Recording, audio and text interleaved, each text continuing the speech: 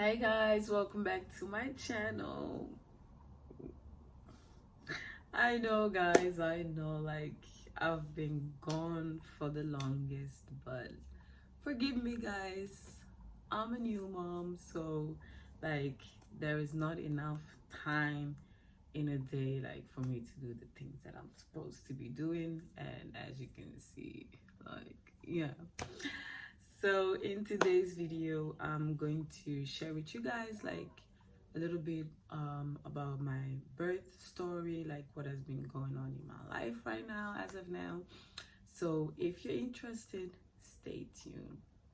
So this is a disclaimer.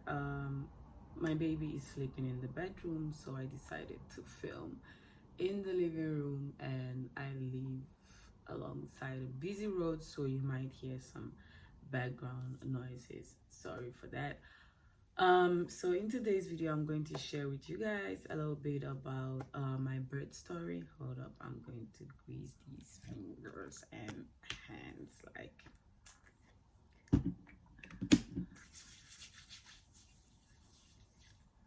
they were so ashy. Okay, yeah, we're good to go. So y'all know I was pregnant last year, and it was not an easy pregnancy. That is why I didn't record most of my pregnancy, because it was a whole lot. I don't to be honest, I don't enjoy being pregnant. It's a whole lot. I'll be vomiting the whole 9 months. Like for the first 2 3 months, I cannot do anything. Like I'm bed bound. Like even to eat is a struggle. So yeah, this was not a planned pregnancy, but it happened, and I'm grateful that it happened because I have my baby. And there was a whole lot going on. Like I had to go to the hospital like every week because I was losing a lot of weight. So throughout my whole pregnancy, I only gained like 5 kilos. That was it. Like 5 kilos. Yes, 5 kilos. That was it. And as soon as I gave birth, those kilos dropped and I came back to my normal weight. So I didn't really gain a lot. So in the summer, I think I recorded a video in the UK. Yeah, I went to my mom because I was at home, not doing anything, and I needed some mommy love. So I just packed my bags, and yeah, I went to the UK to spend some time with my mom, and yeah, for her to take care of me. Yeah, because you need that when you're pregnant. You're definitely going to need your mommy. So fast forward, the kids reopened school, so we came back, and in October, that was my due date was around I think 11th of October, but when I went, because it was a planned C-section, they told me that they were going to do the operation around I think 38 weeks. They do it like 2 weeks before. Normally it's 40 weeks. Yeah, so they did it around 38 weeks. And my baby had other plans. She came early. So I was just sleeping one day and I woke up with like this severe pain, and I knew right away it was like contraction because this is my third baby. Like the first one I had contraction, it was the second one that it was a planned C-section, so I knew what it was, but I was thinking it was a false one. So it was so severe, so I was sleeping. The contraction actually started when I was sleeping, so I woke up when it was like 5 minutes from each other, and then I called the hospital like I think the baby's coming, and it was a planned C-section. I was not supposed to have contractions. My water was not supposed to break. My water broke, and I was panicking like all over the place. So I called the hospital and I was like, yeah, this and this and this happened. So I called for them like to get ready so that when I got there, it would not be like a whole process for me to go through.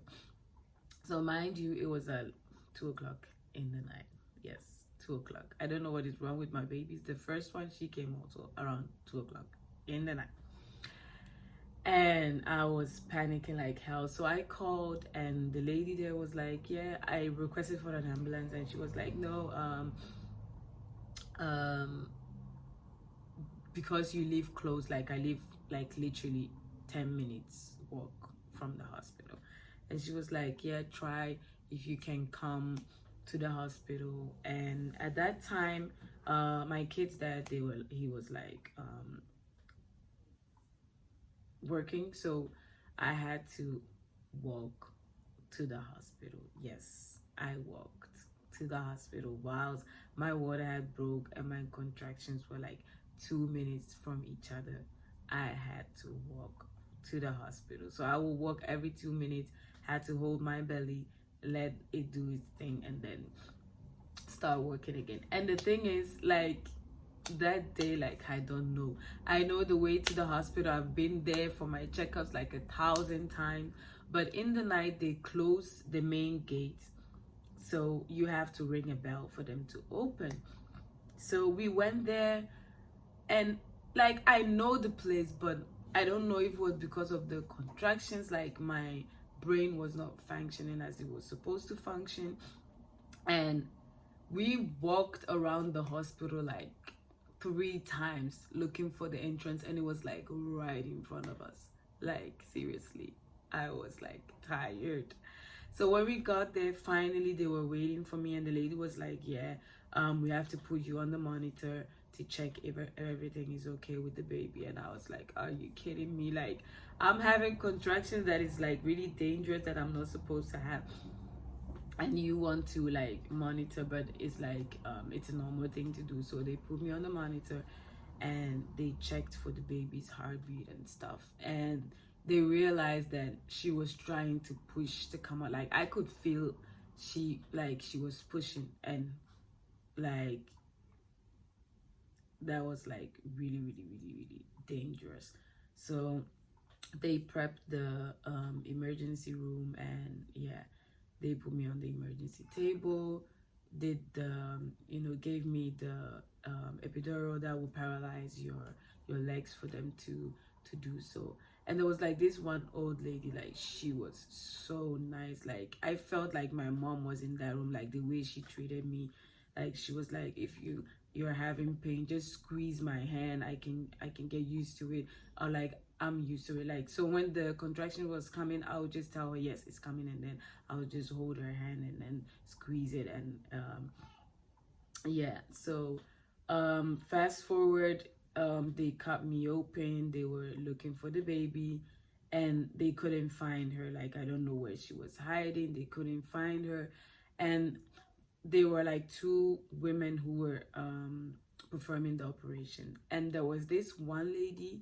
She was complaining the whole time. Like, one surgeon, she was complaining, like, whilst I'm under, like, I was not fully under, I was awake, so I could hear everything she was saying. She was like, what the, I can find it, this is beginning to get difficult and difficult, and why can we find, like, I'm like, lady, I'm here, you've cut me open, this is not the time for me to be hearing these type of things. So whilst I was there, I was like praying in my head, like, God, let everything be okay with the baby and stuff. So finally, they found her, and then you hear that cry, that loud cry. I was so relieved. So afterwards, they just sewed me back up, did everything they were supposed to do, and they handed me the baby. And as she was going, she was like, yeah, it's beginning to get difficult and difficult. So yeah, like, what she was trying to say, like, I shouldn't have any more babies. Like, she's not the one to tell me, it is my choice. If I want to have 100 babies, I will have 100 babies. Not that I'm going to do it like I'm not. But you, as a surgeon, it is not your place nor your right to tell me what I'm doing. You're just there to make sure that I come out alive and I come out with a healthy baby. Your opinion at that point doesn't even like matter. So afterwards, like, I was so pissed. Like, I told one doctor about it, and yeah, I issued a complaint because I don't want her to do that to somebody else. Like it was like she was not even initially, she was not even the one to like perform the operation. I had my doctor who was also pregnant who was going to do that, but because of the baby coming early and stuff, yeah, somebody else had to do it, and it was like she was not in the mood. Like everybody else was like so nice with the exception of that one lady. Yeah, there is bad apples everywhere, but I thank God so much. And like because of that, I don't know, because of she was complaining and doing stuff, like 2 days after I had my operation, like I was going to bath, like my clothes was soaked in blood, and they came and checked and the wound was open. So she was complaining and she didn't even do that good of a job. So because of that, one side is like lifted, you know, it is supposed to be a straight line, and because of that, one side is lifted like this instead of it being like this. So yeah, that's the stuff that black people have to deal with sometimes. But hey, when we talk about it, then we're being dramatic. So let's just leave it at that. So that was like a bit of my birth story, and like when I came home, I was so traumatized, I was tired, so I was really not in the mood to be recording videos and stuff. And I also wanted to spend like a lot of time with my baby, like bond with her, and not be about me making a video for making a video's sake. So that is why I've been MIA for some time. I've not been like fully regained being myself, but I'll try to record. If not being every week, I'll try to record every 2 weeks, just to keep you guys updated and yeah, on what has been going on in my life right now. Like your girl is tired. Like it's a lot being a mom of four, but I'm so grateful for my children. I'm so grateful. I'm not going to be ungrateful because there are a lot of people who have money who are looking for babies and cannot have it. So I'm not going to be ungrateful. I thank God that I came out alive, that I'm blessed with 4 beautiful girls. So this is it for the video. Thank you guys so much for always sticking around, and those of you who send me messages asking me why I was not posting, thank you guys so much. I really appreciate you guys for sticking with me even though I've not been posting as I used to. So don't forget to hit the notification bell, like this video so that the videos will keep on coming your way, and give it a thumbs up or a thumbs down if you feel like it, because yeah, there are haters everywhere. So thank you guys so much for watching this video throughout, and I'll see you guys in my next one. As always, bye guys.